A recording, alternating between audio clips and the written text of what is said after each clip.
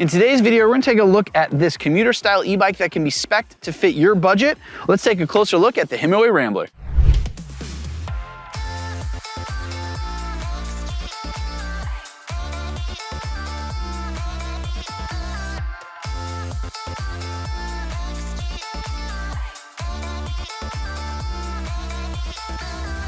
The Himiway Rambler is not the first Himiway e-bike that we've looked at. We have a couple other Himiway reviews on the channel. We've always been a pretty big fan of their e-bikes, and when the Himiway Rambler was released earlier this year, we knew we should take a closer look at it. One of the nice things about the Himiway Rambler is that it is offered in 3 different price tiers, starting all the way down at $13.99 and going all the way up to $22.99. Be sure to check the link down in the description for the most up-to-date pricing of the Himiway Rambler. While you're down there also, if you make a purchase after clicking any of the links down there in the description, that is a free and easy way to help support us here at Ebike Escape. We'll also have some other nice links down there. One of them is going to be a link to our shop.ebikeescape.com store, where we started to collect a slew of accessories that we use daily here at Ebike Escape, as well as a link to our e-bikes discounts codes page, where we are sure to keep an eye on the Rambler and other Himiway e-bikes if you're trying to save a little bit of money if you are looking to make a purchase. Now, like I had already said, there are a couple different price options for the Himiway Rambler. That's related to the basic, upgraded, and premium version of the Himiway Rambler. Himiway has also designed a nice, easy to read chart, which you can quickly reference if you're just trying to quickly see what some of the differences are between the 3 models. Now, while there are some variations and differences between the 3 different offerings, there are also some similarities. One of those similarities is going to be that all of the Himiway Rambler models are offered in a step through, as like you can see here, there are no high step options, as well as there are going to be 3 different color options. First one is going to be the pearl white that you see here. Then there's also a Hima gray and also a ocean blue, which is kind of a teal color. And thanks to the similar frame design, you're also gonna get a similar total weight capacity, which is gonna be 330 pounds across all 3 of the options, as well as your total bike weight is gonna come in somewhere close to 61 pounds. You're gonna have some variation to that, as there is a couple models, or the basic model rather, does not come with a rear rack. With that little bit of an overview out of the way, let's go ahead and take a close look at the components. Then we're gonna get to some first-person riding footage, where I'm excited to put that Bafang mid-drive motor to the test, as well as then take it up our hill climb test, and at the end of the video, give you our concluding thoughts on the Himiway Rambler. Starting up here in the front, this is a commuter style e-bike, so we have some commuter treaded tires. These are 27.5 by 2.4 inch Innova tires, complete with reflective sidewall. We have a metal front fender. And then tucked back here on the side, we have some beautiful Tektro hydraulic disc brakes, as well as a 180mm front rotor. If you opt for the basic model of the Himiway Rambler, you do step down to mechanical disc brakes. Also, while we're up here in the front, it's worth noting that this is a bolt-on front axle, so be sure to carry around an extra tool for if you get a flat on your commute. Working our way up the front end, we have this really nice all black front fork, and this is from a brand called Trauma, and I call that out to point out that this is a air fork. Not something we see on a lot of bikes. Nice to see. It allows you a little bit more of adjustability, as well as it tends to offer, in my opinion, a smoother actuation through the suspension load. You do need a special pump to add air into this. It looks like a normal bike pump, but it is not. We'll have a link to one of those down in the description. As well as one other thing to keep a note with air forks, there is a maximum air pressure to put into the fork. That tends to be right about that 100 PSI, so make sure you do not exceed that, as you do not want to blow up your front shock. Very quickly, I wanted to push on that front fork for you. Now, it is going to be hard to translate onto the camera, but the spring here, when it is a air fork, just kind of feels a little bit smoother than a spring, where you can kind of feel it compressing over time and springing back. This is a very smooth and nice actuating front fork. Also, it does have a lockout knob on the side, so you can lock out the suspension. As well as, here is what me, a 5'7" rider, looks like on this bike real quick. It's very easy to get on and off the bike, especially with it having that step-through frame. Above the front fork here, we have this Himiway branded LED front headlight. This is listed as a 500 lumen front headlight. It's one of the brighter headlights that we see offered. As we work our way up towards the cockpit, you'll see these nicely wrapped wires, which are wrapped all the way from controls all the way into the down tube. In the front of the head tube here, you will notice this Himiway branding, as well as these bolt bosses. These are for a front rack, which Himiway offers. That rack can be purchased separately at any time. Here's a look at the layout of the cockpit. One thing we have to call out is going to be these upright swept-back handlebars. These do have a little bit of a up and back, put you in a nice upright, comfortable riding position. Starting over here on the left, we have a faux leather grip. This is a non-locking leather grip, but it is quite comfortable with the ergonomic spot here for your palm. We also have a Tektro hydraulic disc brake lever up here in the cockpit, complete with motor cutoff. We have a left-hand thumb throttle, which is not something we always see on mid-drive e-bikes, so it's nice to see. Next to that, we have our 3-button controls for the Bafang display, which is nicely mounted in the center. We will come back to that in a minute. On the right-hand side, we have a nice bell. Tucked below that, we have another variation for the Rambler models. This is a 9-speed, as this is, like I said, the premium model, but there is also a 7-speed version, which is offered on the basic model. Here we have this Shimano Altus trigger shifter. We have a nice faux leather matching grip on the other side and a matching Tektro hydraulic disc brake lever. Now here is a much closer look at that display. This is a pretty nice Bafang display. One thing I do have to note, and you may notice by the scenery change, is that this display is quite hard to see in direct sunlight. It's also a little smaller than most displays that we see. I like the location of it as it's nice front and center and takes up very minimal real estate on the handlebars, but it is a smaller than average and slightly harder to see. This is with the brightness turned all the way up, so it may look a little bright on the GoPro, but just know that we are in a fairly dark shop. So starting on the left-hand side, you get your pedal assist levels. From the factory, it comes set 0 all the way to 5. And then if we move to the upper right-hand corner, we have the battery that is in a percentage as well as a battery bar indicator. Just below that, in nice big letters, we have the miles per hour. And then just below that miles per hour, you'll see that we have a trip odometer. And if you push the power button on the controls, you can cycle through those options. Next, we have an actual odometer for the bike, the max speed that the bike has seen, the average speed that the bike has seen, the range based upon which current level of pedal assist you're in, calories burned for your current trip, the current amount of current coming out of the actual controller, the time that the bike has been on, and then now we are back to trip. Now this display also has some very nice advanced settings you can access by pushing the plus and minus button at the same time. Now there are these 3 options within the advanced settings. We're going to start out in the actual settings menu. First one's going to be unit of measure. Then you have auto off, meaning how long the bike will stay on before it automatically turns off with inactivity. Brightness, we have the display turned all the way up. Power view. So if you notice when I was cycling through that lower menu, it was listed as current. That's the amount of current coming out, but you can actually change that to power, which will change that to the amount of watts coming out of the motor. I will use that in reference when I'm doing the riding footage. You have your sensitivity for your pedal sensor, trip resets. You can reset the trip odometer and some of the other stats in some of those lower menus. Then we have vibration, which is a very nice setting. What it does is actually puts a little vibration through the handlebars every time you operate one of the control buttons on the left-hand side. So if you're out riding and you don't want to take your eyes off the road to see if, hey, you're turning up or down your pedal assist, you get a vibration through the handlebars if you turn that on. Then we have service, which you can set your if it's in service mode, so whether I think the torque sensor operates for if you're trying to maybe work on the chain.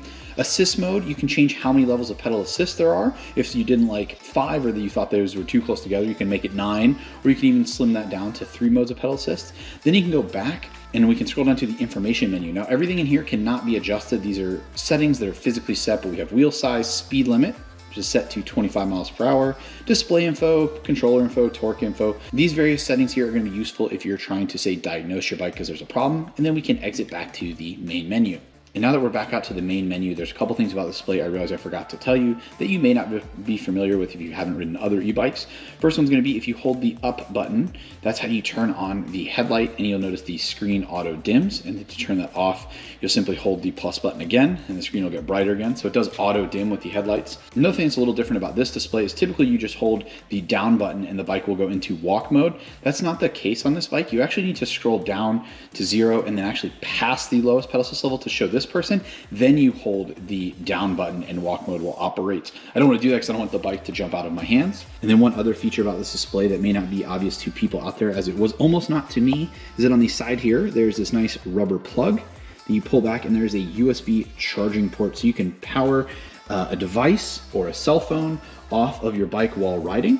So while this display does appear fairly basic on the surface, it packs quite a few features packed into it. All right, let's go ahead and take the battery out of the Himiway Rambler. I have the keys here. The keys are only needed to take the battery in and out of the bike. They are not needed to actually operate the bike.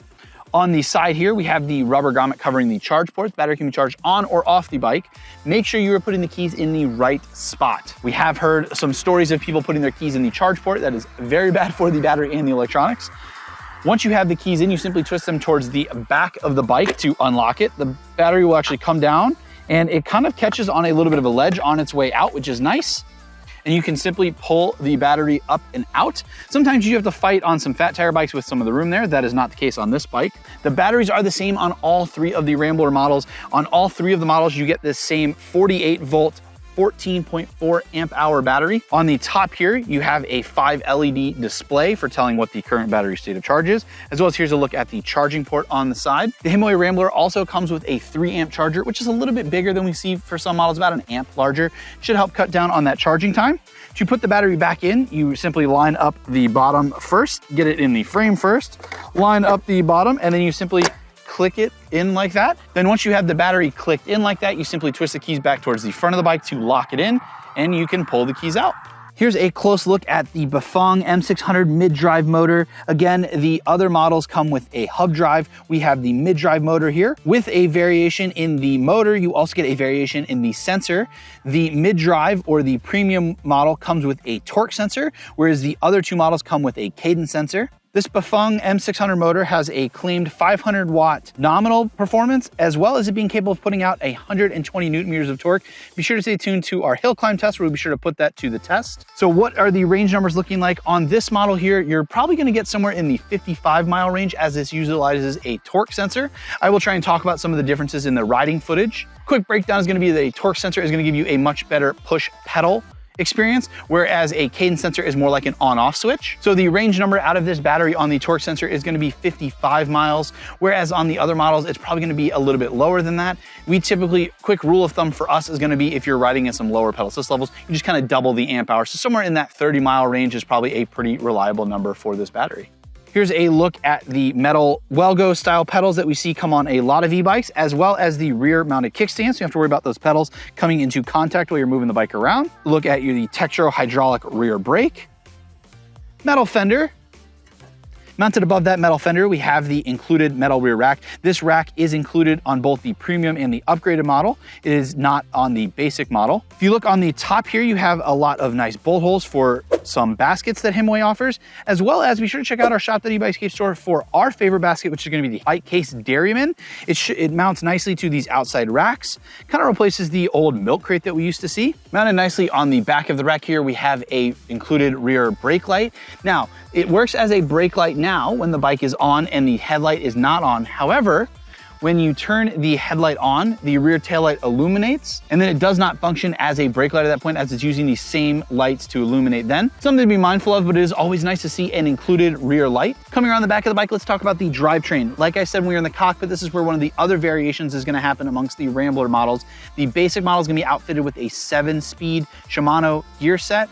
The rear on the 7-speed or the basic option is gonna be a 14 to 28 tooth. I'm not sure what the front gearing is gonna be on that. However, what we have here is going to be the premium and the upgraded gear set, which is gonna be a 9-speed 13 to 32 tooth rear cassette. And the front gearing, at least on our mid-drive option here, is gonna be a 38 tooth. Now coming back here to the rear, we have a slightly upgraded derailleur than what we typically see, which is also very nice to see on a mid-drive e-bike, which is gonna be a Altus rear derailleur. And while we were talking about the drivetrain and the gearing, I will also call it out in the riding footage, but just something to be mindful of is that on a mid-drive bike, you are putting a little bit more wear and tear on your rear cassette and chain, because when you have a rear hub motor bike like the other two Rambler models, all of that power is being directly output to the wheel and going straight to the ground, whereas on a mid-drive it has to come through the chain, through the rear cassette, and then to the ground. So you do want to be a little mindful, especially with that throttle where you are starting out, because on this bike, when you're starting out, you can put extra load on the chain if you try and start in some of those smaller gears. You want to try and start from, I believe they typically say, about 4 and lower. So that's gonna be from about this 4th gear up to this bigger gear. And you're also gonna get a lot more acceleration using those smaller gears right off the line. And then we have this Himiway branded seat. Now this is a pretty nice seat. If you notice, there are actually indentions here for your rump. I found the seat to be pretty comfortable, but we do know that seats are one of those things that's kind of up to the butt of the rider if they decide it is comfortable. We started selling the YLG seat, which is a really nice cruiser-oriented seat on our shop.ebikescape store, but I found the seat to be pretty adequate. That is something that your body may decide that it wants to change in order to be comfortable on this e-bike. That wraps up the componentry and walk-around part of the Himiway Rambler, so you kind of know what you're getting into. But how do all these components handle, and how do they handle a hill? Let's get to it. All right, here we are at the first-person riding footage for the Himiway Rambler. Again, this is the mid-drive version, so all of the riding input and feelings that I'm getting give to you are not going to translate over to the hub drive, as they are two completely different feeling e-bikes. So this part of the review, first thing we're going to do is we are going to go run through, see what the top speed is on throttle power alone, which I'm imagining this bike is going to be holding pretty firm at about that 20 mile per hour point. And then we're going to shift it over and run through the various levels of pedal assist and see what this bike is capable of while pedaling, and just see how its characteristics are while pedaling. Then we're going to throw it to a hill climb test and see what this motor's capable of. So I am going to go ahead and start pedaling at first, because this bike, like a car, we're going to get into about third here, and now I'm going to hit the throttle. What do I mean by that? This bike, like a car, is going to have a transmission, which is going to be the rear gear. So the motor is putting the power through the chain to the rear gears, and that's going to give you your overall acceleration. So if you want to accelerate a little bit faster, you go into a bigger gear, you go into one of those higher tooth gears, and then if you want to accelerate a little bit slower, you're going to be putting a lot more load on the motor, so it's not recommended. When you're using throttle, you want to try to be somewhere in the middle of the cassette range. So as you can see right now, we're at 18 miles an hour. I'm going to shift up a little bit more to fourth, and instantly we're getting up to that 19, shift up once more, 20 miles an hour. Now the bike does have a shift cut sensor, so you don't really have to be too worried about shifting while the motor is going, as it does cut power for a sec for the chain to jump gears. But it is something that you don't want to be doing all the time, as it's nice to not abuse your chain and gears. You'll get a little bit more life out of them. So yeah, so we're sitting pretty firm at about 22, 23 miles an hour, which is more than I actually thought we would get out of this. I'm wondering if it's because I pedaled a little bit to start out and then used the throttle to kind of bypass the safety check, because I'm getting up to 24, 25 miles an hour. Shift a little bit more there. And yep, the bike is now getting up to 23, 24, 25 there. Yep, we're gonna hit 25 miles an hour very easily, and that's where it's gonna top out. I was playing around in the display earlier, and I was able to find that this motor, or controller rather, has a hard limit at 25 miles an hour. That's going to be the top speed you're going to be able to get on throttle power alone, or even while pedaling. So the reason I was able to get to that 25 mile an hour speed with the throttle is because I took off while pedaling and then started using the throttle. If you take off from a stop just using throttle, remember, recommended to stay in that kind of middle set of the gear, you're going to run into that 20 mile per hour top speed cap, and then you get a little bit, it's kind of a gray area per se, that if you're pedaling a little bit, it'll allow you to kind of bypass that check. So just something, little trick we've learned over the time. So, all right, now we're going to go ahead and go back down the street here, and we're going to run through the various levels of pedal assist. I'm going to start in pedal assist level 1 and gear 1. Here we go, going all the way down here. So we are in the biggest tooth in the rear, and I am getting, in pedal assist level 1, I'm doing about 6 miles per hour. I'm trying to keep the same cadence, as this is a mid-drive, so it's going to amplify the power you put in. So anytime you put in more power through your legs or watts through your legs, it's going to amplify that back out. So looks like pedal assist level 1, second, there we go. Second is a very comfortable cadence and pressure on the legs there. Looks like we're getting somewhere right about 100 watts when I keep this easy cadence. And then, like mid-drives or torque sensor bikes for that matter, you give it a little bit more and the power is going to go up, and you're going to watch that speed climb. I don't know what's going on with the GPS right now. That is a little behind. This display is fairly accurate at about that 9-10 mile an hour range. I don't know if you'll be able to see that on camera. I actually had to take my sunglasses off so I'd be able to see the watt meter and speed for you guys. So at this point, I'd probably shift up to third. Yeah, this is a pretty easy cadence here. I'm going to go ahead and kick it up to the next pedal assist level. Pedal assist level 2, 10 miles an hour. Looks like somewhere in the 120, 130 watts is what I'm getting at this cadence, and it pretty much gets me up to 10, 11 miles an hour. I'd probably shift up to fourth here. And you also notice too, every time I shift up a gear, I'm putting in a little bit more torque or wattage to my legs, and that's being amplified to a little bit faster speed. And the motor is still providing the same 130, 140 watts that I was referring to before. All right, so we're gonna go ahead and kick up now to pedal assist level 3. We're gonna go right up to 4 here. And I would need to shift up to 5th to make my legs try and maintain that same cadence. Yeah, and here we go. We're getting 150 watts here. 13, 14 miles an hour very easily. It's just the overall a nice pedaling experience. These upright handlebars make it very comfortable. The sweat backness of the handlebars, ergonomic grips, the seating position. Overall, it's a very comfortable e-bike. It's going to be if you're used to a regular bike and you're just trying to transition over to an e-bike to maybe get that little extra assistance, this is it's a good bike to look at for sure. So here we go, 13 miles an hour here. Go ahead and kick up pedal assist level 5 here. And now I'm getting about 180, 190 watts. And I would probably shift up to 6th here. Maybe even 7th is what we're in. I can't tell with the shifter. And yeah, we are doing easily we're getting 300 watts. So the most output of wattage, I don't remember if I called it out during the throttle only test, I was getting somewhere in the 900 watt range. With this motor, with what it's rated at, that is a really big peak number and definitely provides a good riding feel and provides you with a little bit extra oomph than what you would originally think if you just looked at the motor performance on paper. So I'm gonna go ahead and shift up now on the shifter. Let's go see what this bike is capable of while pedaling. I'm having a feeling I'm putting a little bit more pressure on my legs. I have a pretty strong feeling we're gonna hit that 25 mile an hour mark again very easily, as it didn't really struggle on throttle power alone when I really wasn't providing any power. Yeah, we're getting 500-600 watts, putting a little bit more. 24, I mean, I am in 8th. Yeah, I was in 9th there on the rear end. And it's getting me right up to that 25 mile an hour point, and you can feel the motor cutting off. So here we go, we're doing 25 miles an hour, and I could maintain this cadence for a decent distance without really losing much, without really running out of breath or using too much effort. So with that out of the way, let's see what this 120 Newton meters of torque motor is capable of up our hill climb test. All right, here we are at the hill climb portion of the Himiway Rambler review. This part of the review, we're gonna break it up into 2 parts. First time up the hill, we're gonna do it on throttle alone, show you just how powerful that motor is, as if you were putting in no power of your own. And then the second time up, I'm going to go ahead and provide some of my own power, where a mid-drive motor is going to shine, as it's gonna amplify the torque and everything that you are putting into the bike.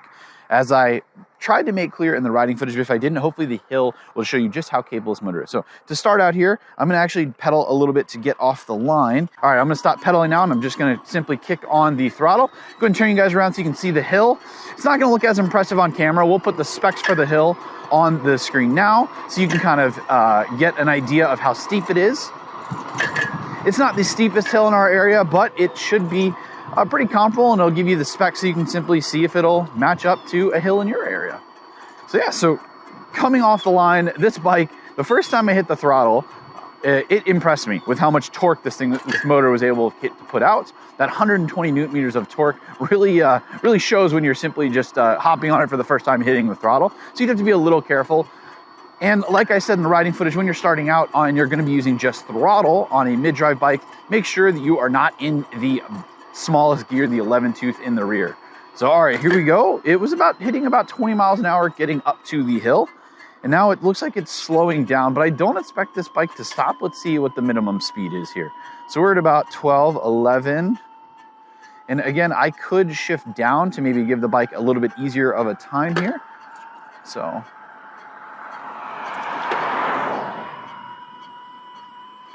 There we go. Looks like 9-ish miles an hour there. Yeah, it looks like we're doing about 9-10 miles an hour here. And again, I could shift down again to give this bike a little bit more of a potential, but this is the steepest part of the hill right here. And this is where bikes tend to stop or really slow down. And this bike is not gonna be any different. It looks like you're 7 miles an hour there. That's a pretty impressive bottom speed there, 7-8 miles an hour. Now the hill kind of tapers off. So again, 7-8 miles an hour with me, a 225-pound rider on this bike. All right, let's go ahead and loop it back down. I will go back up while pedaling, as well as on my way down, I'll give the brakes a test and tell you how they felt just before we start the next hill climb. All right, here we are back down at the bottom of the hill climb test. If you look here on my display here, it shows my new maximum speed is 24 miles an hour. Got the bike up to about 24, and I locked up the brakes 2 or 3 times. No problems, Tetra hydraulic disc brakes performed just as great as we've come to expect them to. All right, so this time up the hill, we are gonna go up the hill while pedaling. So I'm gonna go ahead and give myself a little bit of throttle there to take off the line, shift all the way down to first. When you got 9 gears, it takes a little bit of work sometimes. All right, here we are, and we are going to pretty much just be pedaling this bike till downhill a little bit until we get to these yellow and black signs up here. And then once we get to those signs, we will be going uphill.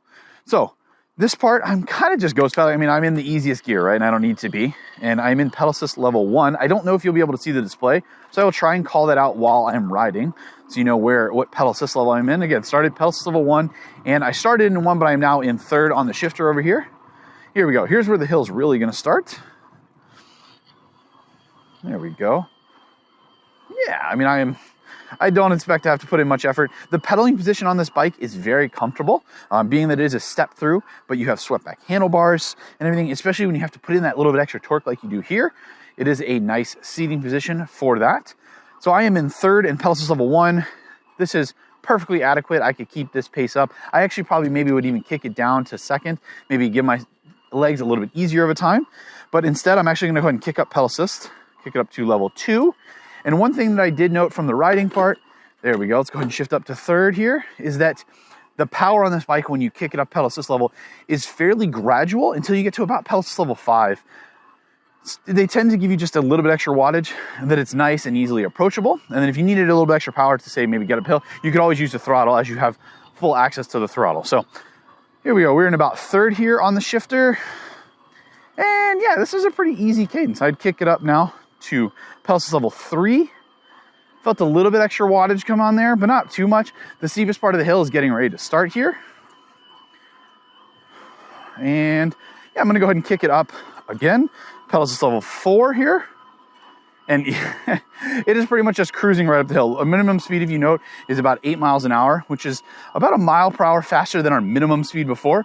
But we're also entering this hill a little bit slower than we did before, as we came in with a little bit more oomph. I think we were hitting about 20 miles an hour when we were on throttle alone into the hill. So here we go, 9. I haven't added any more torque. Go ahead and kick it up pedal assist level 5. And again, felt the bike give me a little bit more power there. Still in 3rd on the shifter, and my legs are just still having a pretty easy time getting up this hill. And if I needed a little bit extra, I could simply pedal a little bit faster here, and the bike would speed right up, or I could just kind of slow it down and maybe shift it to an easier gear, and the bike will fill in that void there. So yeah, this is what the pedaling experience from a mid-drive that we've come to expect. Not gonna be the fastest bike out there, mid-drives. However, they are gonna be the most comfortable and easy to transition to if you're coming from a regular bike, or if you're, say, somebody who hasn't ridden a bike in a while, did enjoy riding bikes, and you're trying to get back into riding. Mid-drives are definitely going to be the bikes you want to pick. So with that out of the way, that pretty much wraps up our hill climb and pretty much a full review portion. Let's go and throw it to some 3rd-person riding footage, show you how I fit on the Himiway Rambler, and give you some concluding thoughts. The Himiway Rambler is a commendable entry in the bustling realm of commuter e-bikes, hurdling affordability and performance at various price points, with models starting at just $12.99 for the more basic hub drive model, heading up to $21.99 for the premium model that we reviewed. This year, 2023, there's been a slew of more affordable direct-to-consumer mid-drive e-bikes. Even with that growth, the Rambler manages to stand out. Thanks to its Bafang M600 mid-drive motor, churning out 500 watts and a hearty 120 newton meters of torque. Thanks to that mid-drive motor, the pedaling experience for me, an avid cyclist, was very enjoyable, especially when tackling any sort of hill. Seeing well-known names like LG and Samsung on the Rambler spec sheet for battery cell choice was a welcome sight. These brands give me a higher level of trust in the quality and longevity I can expect. The 15 amp hour battery might seem a bit small compared to other hub drive e-bikes in this price range, but for mid-drive e-bikes, it's on the higher end of capacities. The sensitive torque sensor is a nice touch, giving the Rambler a pretty realistic range estimate of about 55 miles. This range, though, is based on you pedaling more than you are relying on the throttle. The attainability of that range figure is helped out by the smaller, less aggressively treaded commuter tires from Innova, the 27.5 by 2.4 inch tire sizing, and the air suspension front fork aids in making for a nice smooth ride. Both the tires and fork can be customized and tuned through air pressure, adjusting to suit the rider's weight and terrain. Worth a quick mention, the hub drive model Ramblers, while outfitted with the same tires, do switch to a more common and less tunable hydraulic front coil fork. The variation among the Rambler models continues into the drivetrain and brakes. The entry-level model is equipped with a standard 7-speed Shimano drivetrain and mechanical disc brakes, while on the other hand, both the upgraded and premium model boast Tetra-hydraulic disc brakes and a 9-speed Shimano drivetrain. I always appreciate the inclusion of those extra gears. I feel they give you that ability to provide a more optimal pedaling input across different terrains, all while reducing the need to rely on the throttle to bridge the gap in between them. Throttles are common on hub drive e-bikes, but not always a given on mid-drive e-bikes. This is due to the potential for added load and strain on various drivetrain components, since the motor, via the throttle, can supply greater torque to the actual drivetrain instead of simply going right into the rear wheel. So to be clear, this is not due to any manufacturing issue. This is just a characteristic of the different ways mid-drives and hub drive e-bikes supply their power. Some folks might point out the additional upkeep tied to a mid-drive e-bike isn't worth the fuss,